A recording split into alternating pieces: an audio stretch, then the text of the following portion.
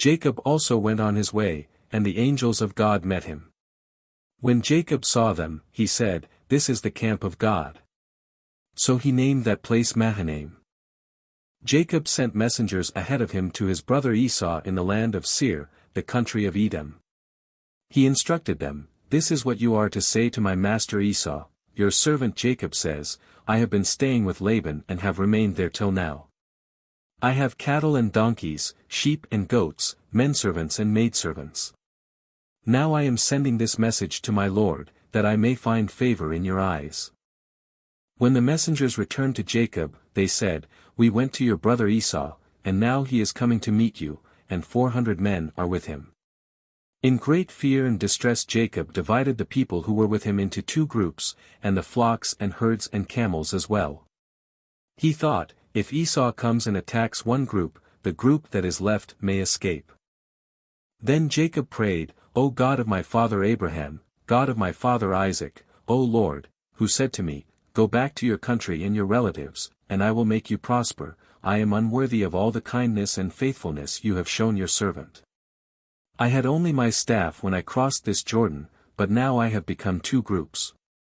Save me, I pray, from the hand of my brother Esau, for I am afraid he will come and attack me, and also the mothers with their children. But you have said, I will surely make you prosper and will make your descendants like the sand of the sea, which cannot be counted." He spent the night there, and from what he had with him he selected a gift for his brother Esau, 200 female goats and 20 male goats, 200 ewes and 20 rams, 30 female camels with their young, 40 cows and 10 bulls, and 20 female donkeys and 10 male donkeys. He put them in the care of his servants, each herd by itself, and said to his servants, "Go ahead of me, and keep some space between the herds." He instructed the one in the lead, "When my brother Esau meets you and asks, 'To whom do you belong, and where are you going, and who owns all these animals in front of you?' then you are to say, 'They belong to your servant Jacob. They are a gift sent to my lord Esau, and he is coming behind us.'" He also instructed the second, the third and all the others who followed the herds, "You are to say the same thing to Esau when you meet him. And be sure to say, 'Your servant Jacob is coming behind us.'" For he thought, "I will pacify him with these gifts I am sending on ahead, later, when I see him, perhaps he will receive me." So Jacob's gifts went on ahead of him, but he himself spent the night in the camp. That night Jacob got up and took his 2 wives, his 2 maidservants and his 11 sons and crossed the ford of the Jabbok. After he had sent them across the stream, he sent over all his possessions. So Jacob was left alone, and a man wrestled with him till daybreak. When the man saw that he could not overpower him, he touched the socket of Jacob's hip so that his hip was wrenched as he wrestled with the man. Then the man said, "Let me go, for it is daybreak."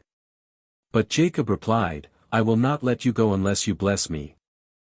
The man asked him, "What is your name?" "Jacob," he answered. Then the man said, "Your name will no longer be Jacob, but Israel, because you have struggled with God and with men and have overcome." Jacob said, "Please tell me your name." But he replied, "Why do you ask my name?" Then he blessed him there. So Jacob called the place Peniel, saying, "It is because I saw God face to face, and yet my life was spared." The sun rose above him as he passed Peniel, and he was limping because of his hip. Therefore to this day the Israelites do not eat the tendon attached to the socket of the hip, because the socket of Jacob's hip was touched near the tendon.